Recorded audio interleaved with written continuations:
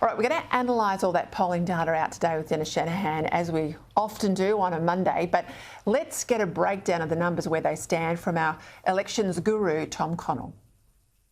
First of all, the latest poll has the yes camp sliding another 2%. This is the Newspoll today, and the no side ticking up to 58. So way short, even if somehow all the undecided go to the yes camp, you can see they only get to the low 40s. What about the trend and when this really set in? Because we know, if you go back to last year when the prospect was first on the table, we had the yes camp as high as 65%. So certainly it was disappointing for them how much support they lost. But this shows how recently the yes side was really close and in contention. Go to June here.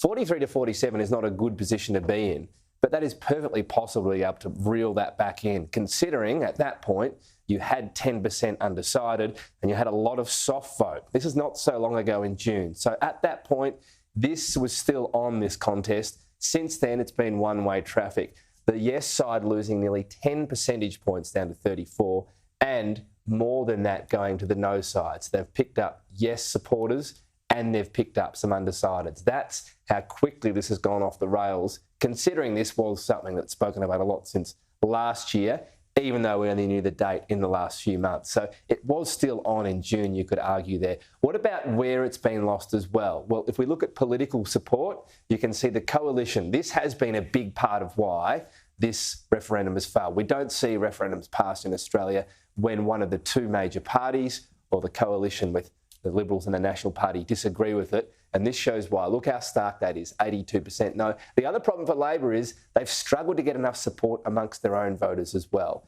48% yes at the moment, 42 no. So if you apply those 10% roughly equally, you get Labor up to 53% from their own voters. Nowhere near enough to count a coalition. Strong support from the Greens. Interesting on the other, because you would include Teals on that, but clearly other includes other parties such as One Nation voters. So on that mathematics there, you're never going to get a successful result.